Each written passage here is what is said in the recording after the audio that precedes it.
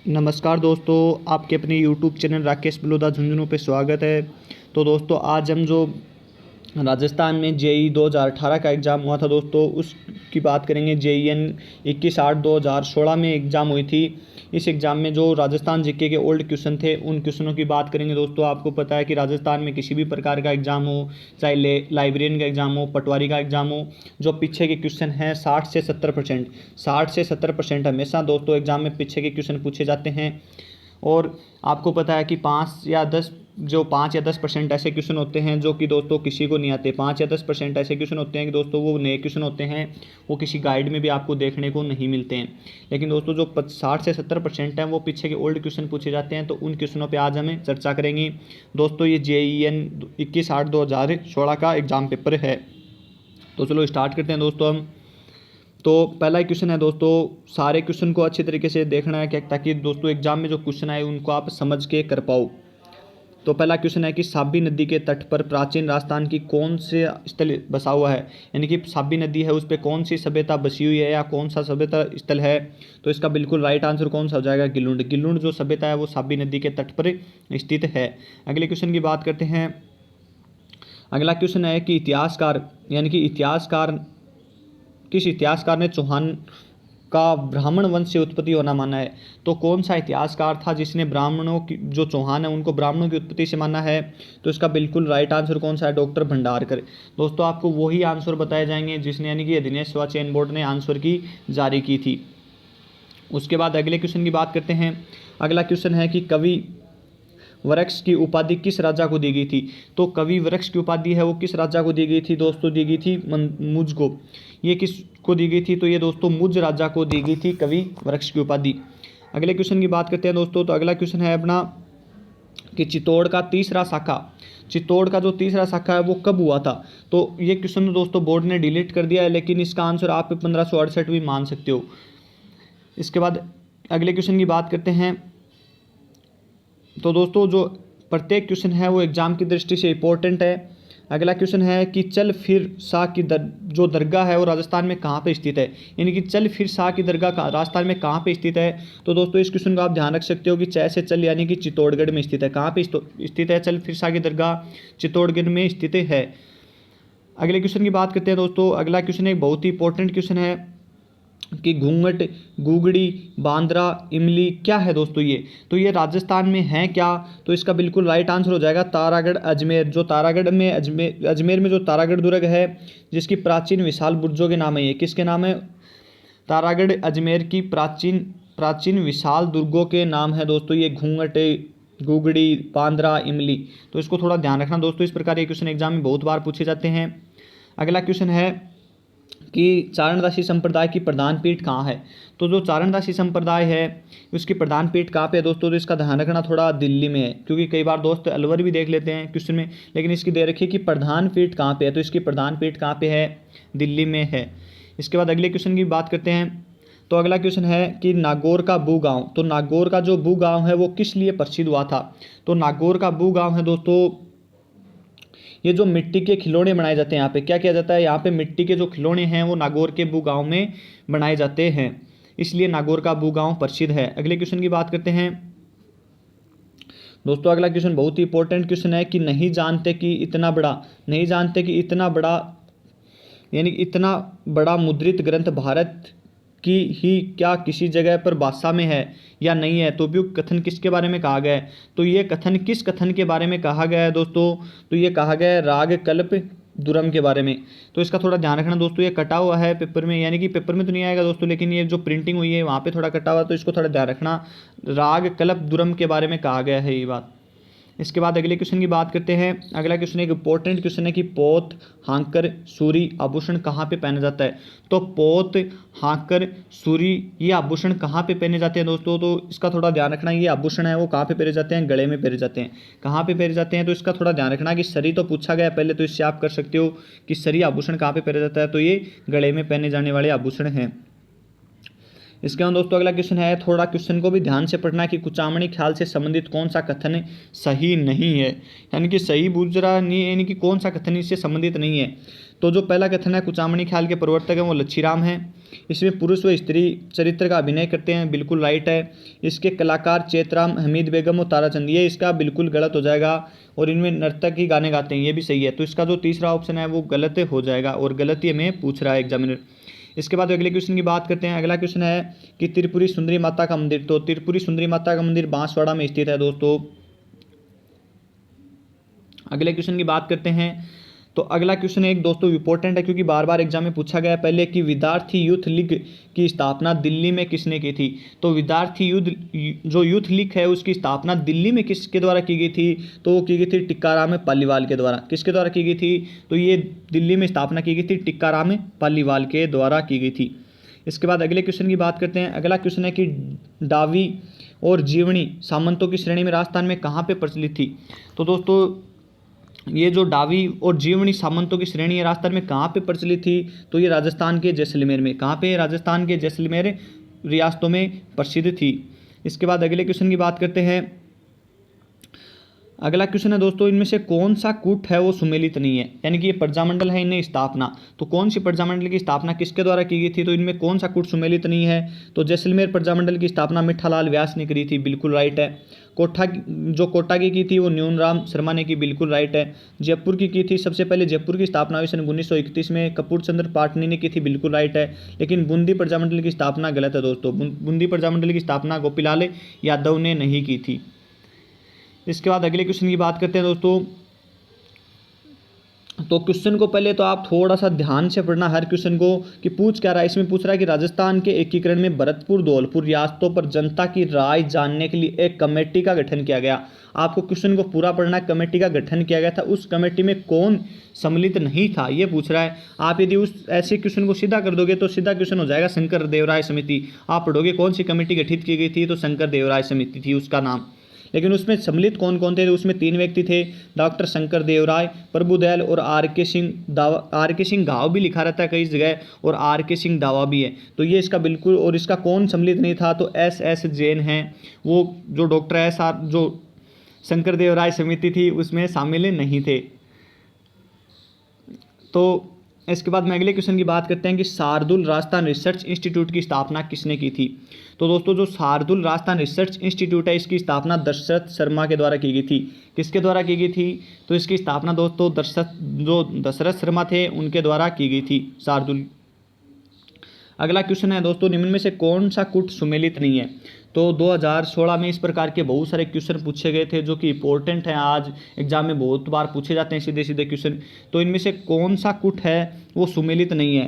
तो political agent पूछ रहा है, तो उदयपुर का SL सावर्स, तो सावर्स बिल्कुल सही है। कोटा का मेजर बर्टन बिल्कुल सही है। जयपुर का गलत है दोस्तों। इसके बाद भरतपुर का मेजर निक्सन सही है। तो थोड़ा ध्यान रखना, जयपुर का मेजर लॉरेंस नहीं था। इसके बाद अगले क्वेश्चन की बात करते हैं। तो अगला क्वेश्चन है कि भगत आंदोलन किस क्षेत्र से शुरू हुआ था। तो भगत आंदोलन है गुरु गोविंद सिंह के द्वारा शुरू किया गया था। और कहाँ पे शुरू किया गया था, तो ये डूंगरपुर और बांसवाड़ा जिले में शुरू हुआ था उस टाइम। अगले क्वेश्चन की बात करते हैं। अगला क्वेश्चन है कि जालरा पाटन, यानी कि जालरा पाटन में नवलखा दुर्ग की नींव किसने रखी थी। तो जालरा पाटन में नवलखा दुर्ग है जिसकी नींव किसके द्वारा रखी गई थी दोस्तों, तो इसकी नींव रखी गई थी पृथ्वी सिंह के द्वारा। किसके द्वारा, पृथ्वी सिंह के द्वारा इसकी नींव रखी गई थी। अगले क्वेश्चन की बात करते हैं। अगला क्वेश्चन है दोस्तों एक बहुत ही इंपॉर्टेंट क्वेश्चन है कि राजस्थान राज्य की आकृति है। तो राजस्थान राज्य की आकृति किस प्रकार की है, तो इसका बिल्कुल राइट आंसर हो जाएगा विषम कोणीय। तो राजस्थान की आकृति है विषम कोणीय है, जिसे पतंगाकार भी कहते हैं दोस्तों। कई बार क्वेश्चन आ जाता है एग्जाम में। अगले क्वेश्चन की बात करते हैं। तो अगला क्वेश्चन है कि राजस्थान राज्य का अक्षांशीय विस्तार कितना है। तो थोड़ा सा इस क्वेश्चन को गौर से देखना दोस्तों कि इसका विस्तार कितना है। तो इसका विस्तार है 23 डिग्री 3 मिनट से लेकर 30 डिग्री 12 मिनट, यानी कि राजस्थान इस प्रकार से है। आप थोड़ा ध्यान रख सकते हो, यहाँ पे कौन सा आ जाएगा 23 डिग्री, यहाँ पे 23 डिग्री 3 मिनट और यहाँ पे क्या जाएगा 30 डिग्री 12 मिनट। तो इसका थोड़ा ध्यान रखना। ये क्या है, राजस्थान का अक्षांशीय विस्तार है। देशांतरीय विस्तार इस प्रकार से दोस्तों, क्योंकि इनकी एग्जाम में ध्यान रखने लायक बहुत ही इंपॉर्टेंट बात है। इनकी इसका अक्षांशीय विस्तार है 69 से लेकर और 78 डिग्री 17 मिनट। तो यहाँ पे दोनों में दोस्तों पूर्वी देशांतर आएगा, क्योंकि आपको पता है कि यहाँ पे अपना राजस्थान है, विश्व भी उसके अनुसार ही आता है, तो यहाँ पे भी क्या आएगा दोस्तों, पूर्वी आएगा। और ये एग्जाम में बहुत बार स्टूडेंट गलत करते हैं। तो इसी क्वेश्चन में आप देख सकते हो कि वो पूछ रहा है उत्तरी अक्षांश, राजस्थान का अक्षांश विस्तार है, तो यहाँ पे दोनों में उत्तरी आएगा दोस्तों। तो इसका बिल्कुल राइट आंसर कौन सा हो जाएगा, पहला। इसके बाद अगले क्वेश्चन की बात करते हैं। तो अगला क्वेश्चन है कि अरावली की सर्वोच्च पर्वत चोटी निम्नलिखित में से कौन सी है। जो ऑप्शन में दिए गए हैं उनमें से अरावली की सबसे ऊंची चोटी कौन सी है, तो वो कौन सी हो जाएगी दोस्तों, शेर। तो शेर है वो अरावली की सबसे ऊंची चोटी है, ऑप्शन में दिए गए हैं उनके अनुसार। इसके अलावा अगले क्वेश्चन की बात करते हैं कि राजस्थान में किस भौतिक विभाग को मुकुंदरा की पहाड़ियां हैं। तो राजस्थान में मुकुंदरा की पहाड़ियां कहाँ पे दोस्तों, कोटा और झालावाड़ में। कहाँ पे है, कोटा झालावाड़ में है। और कोटा झालावाड़ कौन से में आता है, तो दोस्तों ये हाड़ौती के पठार में आता है। इसके बाद अगले क्वेश्चन की बात करते हैं। तो अगला क्वेश्चन है कि उपरमाल है, तो उपरमाल क्या है दोस्तों, इनमें से सभी को पता होगा आपको कि ये एक हाड़ौती का भाग है। उपरमाल का पठार है वो किसका भाग है, तो ये दोस्तों हाड़ौती के पठार का भाग है। थोड़ा सा इस क्वेश्चन को गौर से आपको देखना है, क्योंकि एग्जाम में बहुत बार इस प्रकार के क्वेश्चन गलत हो जाते हैं, और एक बहुत सरल क्वेश्चन है। अगले क्वेश्चन की बात करते हैं। अगला क्वेश्चन है कि थार मरुस्थल की स्थलाकृति किस प्रकार के बालुका स्तूपों से जो पट्टी पड़ी है। तो जो थार के मरुस्थल है उसमें किस प्रकार के बालुका स्तूप पाए जाते हैं दोस्तों, तो इसका बिल्कुल राइट आंसर क्या हो जाएगा, पैराबोलिक। पैराबोलिक जो बालुका स्तूप है वो पूरे राजस्थान के जो थार का मरुस्थल है 61% उसमें पाए जाते हैं। लेकिन जो अन्य दिए गए हैं पवनानुवर्ती, अनुप्रस्थ है, वरखानी, ये फिक्स स्थानों पर पाए जाते हैं। लेकिन जो थार का पूर्ण मरुस्थल है उसमें पैराबोलिक बालुका स्तूप पाए जाते हैं। इसके बाद अगले क्वेश्चन की बात करते हैं। अगला क्वेश्चन है कि राजस्थान भू क्षेत्र में लंबाई की दृष्टि से नदियों का आरोही क्रम है। तो इसका थोड़ा ध्यान रखना दोस्तों, ये आरोही क्रम पूछ रहा है आपसे, तो इसका बिल्कुल राइट आंसर क्या हो जाएगा। तो राजस्थान में सबसे छोटी लंबी नदी कौन सी है, तो कांतली, उसके बाद चंबल, लूणी और बनास। तो इस क्वेश्चन का थोड़ा सा ध्यान रखना दोस्तों, बहुत अच्छा क्वेश्चन बनता है। इसके बाद अगले क्वेश्चन की बात करते हैं। अगला क्वेश्चन आपके सामने है कि पश्चिमी राजस्थान में अल्प वर्षा के निम्नलिखित में से कौन सा एक कारण नहीं है। तो जो पश्चिमी राजस्थान है उसमें किस कारण से कौन सा कारण नहीं है वर्षा का, तो इसका बिल्कुल राइट आंसर कौन सा है दोस्तों, ग्रीष्म काल के दौरान उच्च वायुदाब। ये थोड़ा इसका क्या हो जाएगा, बिल्कुल राइट आंसर हो जाएगा। और आंसर दोस्तों जो आपको बोर्ड ने आंसर की जारी की है उसके अनुसार ही आपको आंसर बताए जा रहे हैं।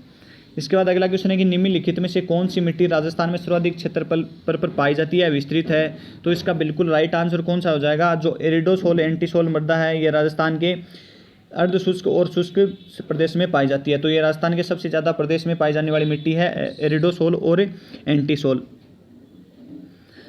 अगले क्वेश्चन की बात करते हैं दोस्तों। माउंट आबू क्षेत्र में किस प्रकार की प्राकृतिक वनस्पति पाई जाती है। तो माउंट आबू आपको सभी को पता होगा, माउंट आबू में 0.39%, यानी कि माउंट आबू प्रदेश में 0.39% वन पाए जाते हैं। वो कौन से हैं, उपोष्ण कटिबंधीय सदाबहार वन हैं। इसके बाद अगले क्वेश्चन की बात करते हैं। अगला क्वेश्चन है कि राजस्थान में विधि द्वारा संरक्षित तथा विश्व धरोहर में शामिल अद्वितीय पक्षी संरक्षण स्थल कौन सा है। तो कौन सा है ये दोस्तों आपको बताना है। तो इसका बिल्कुल राइट आंसर कौन सा हो जाएगा, केवलादेव घना पक्षी विहार, जो भरतपुर में है दोस्तों। इसके बाद अगले क्वेश्चन की बात करते हैं। अगला क्वेश्चन है कि राजस्थान में मरुस्थलीकरण का मूल कारण क्या है। तो इसमें जो राजस्थान में मरुस्थलीकरण है उसका मूल कारण क्या है दोस्तों, ये इस क्वेश्चन में पूछा है। तो ये क्वेश्चन दोस्तों क्या हो चुका है, डिलीट हो चुका था उस टाइम, तो इसको थोड़ा ध्यान रखना है। अगले क्वेश्चन की बात करते हैं दोस्तों। अगला क्वेश्चन है 33 का कि राजस्थान में सर्वाधिक कृषि क्षेत्रफल में बोई जाने वाली फसलें हैं। तो राजस्थान के सर्वाधिक क्षेत्रफल कौन सी फसलें बोई जाती हैं। तो आपको पता है दोस्तों, राजस्थान में सर्वाधिक अनाज बोया जाता है सर्वाधिक क्षेत्रफल पर। 2013-14 का क्वेश्चन है, थोड़ा ध्यान रखना दोस्तों। आर्थिक समीक्षा 2017-18 के क्वेश्चन अभी पूछे जा रहे हैं। इसके बाद अगले क्वेश्चन की बात करते हैं। अगला क्वेश्चन है कि वर्ष 2012 की पशु गणना में अंतिम में पशु का कुल राजस्थान की पशु की संख्या कितनी थी। तो ये सीधा सीधा क्वेश्चन पूछ रहा है कि 2012 में जो पशु जनगणना हुई थी उसमें कुल पशुओं की संख्या कितनी थी। तो इसका बिल्कुल राइट आंसर क्या हो जाएगा दोस्तों, 577 लाख। कितनी थी, 577 लाख थी। लेकिन अभी वर्तमान में कितनी है, तो वर्तमान में दोस्तों 566 लाख के समथिंग, यानी कि 1.66% की कमी आई है अभी 2019 में जो जनगणना हुई थी पशुओं की उसमें। तो उसके जो नए आंकड़े हैं वो थोड़ा ध्यान रखना, क्योंकि नए आंकड़े बार बार एग्जाम में पूछे जाते हैं। तो अगला क्वेश्चन है दोस्तों कि निम्नलिखित में से कौन सी सिंचाई परियोजना राजस्थान, पंजाब और हरियाणा राज्य की संयुक्त है। तो इसका बिल्कुल राइट आंसर कौन सा हो जाएगा, कौन सी है दोस्तों। तो इसका बिल्कुल राइट आंसर हो जाएगा व्यास, यानी कि जो व्यास सिंचाई परियोजना है वो राजस्थान, हरियाणा और पंजाब की संयुक्त है। थोड़ा इसका ध्यान रखना, इंदिरा गांधी है वो राजस्थान, पंजाब, हरियाणा की संयुक्त नहीं है, ये किसकी है, राजस्थान की है। इसके बाद अगले क्वेश्चन की बात करते हैं। तो अगला क्वेश्चन है कि इंदिरा गांधी नहर की जो चौधरी कुंभाराम लिफ्ट में राजस्थान के कौन से जिले लाभान्वित होते हैं। तो ये जो लिफ्ट नहर है चौधरी कुंभाराम, इससे कौन से जिले लाभान्वित होते हैं। तो होते हैं हनुमानगढ़ और चूरू। हनुमानगढ़ चूरू में इनका जल मिलता है। इसके बाद अगले क्वेश्चन की बात करते हैं। तो दोस्तों राष्ट्रीय राजमार्ग से हमेशा हर बार किसी भी प्रकार की कोई भी एग्जाम हो राजस्थान की, हमेशा एक क्वेश्चन पूछा जाता है। उसका क्वेश्चन क्या हो जाएगा, राजस्थान का राष्ट्रीय राजमार्ग जो स्वर्णिम चतुर्भुज योजना के पूर्व पश्चिम कॉरिडोर दोनों का हिस्सा है। तो इसका बिल्कुल राइट आंसर कौन सा हो जाएगा, 4। यानी कि राष्ट्रीय राजमार्ग छिंतर है वो दोनों का हिस्सा है, जिसका नया नंबर चेंज कर दिया है। तो आप नया नंबर इसका कमेंट करके बताओगे। इसके बाद अगले क्वेश्चन की बात करते हैं। तो अगला क्वेश्चन है कि सुपर नेशनल हाईवे योजना में सम्मिलित राजस्थान की सड़क मार्ग का नाम क्या है। तो जो सुपर नेशनल हाईवे है योजना में सम्मिलित राजस्थान के सड़क मार्ग का क्या नाम है। तो इसका बिल्कुल राइट आंसर क्या हो जाएगा, महाराजा अग्रसेन मार्ग। ये दोस्तों एक बार अभी थोड़े दिन पहले भी एक क्वेश्चन में एक एग्जाम में पूछा गया 2018 की में, और 2016 में भी एक क्वेश्चन आया हुआ है। और अगले क्वेश्चन की बात करते हैं। तो अगला क्वेश्चन है कि जामर कोटड़ा जिस खनन के लिए प्रसिद्ध है वह कौन सा है। तो जामर कोटड़ा आपको पता है कि रॉक फास्फोर्ट के लिए प्रसिद्ध है। तो आज के जो पेपर का लास्ट क्वेश्चन है दोस्तों, 40 क्वेश्चन पूछे गए थे इसमें। तो आपको सभी को ध्यान रखना है। अगला कि राजस्थान का कौन सा जिला वर्तमान में जिप्सम का अधिकतम उत्पादन करता है। तो जिप्सम का अधिकतम उत्पादन कौन करता है, तो वो करता है बीकानेर, जासपुर। तो इसका थोड़ा ध्यान रखना। क्वेश्चन है बहुत ही इंपॉर्टेंट क्वेश्चन है, 40 क्वेश्चन है, बार बार एग्जाम में पूछे जाते हैं। तो धन्यवाद दोस्तों, इसी तरह बने रहिए। और यदि आपका रिस्पॉन्स अच्छा मिला तो दोस्तों आगे भी राजस्थान जीके के ओल्ड क्वेश्चन आपको करा दिए जाएंगे।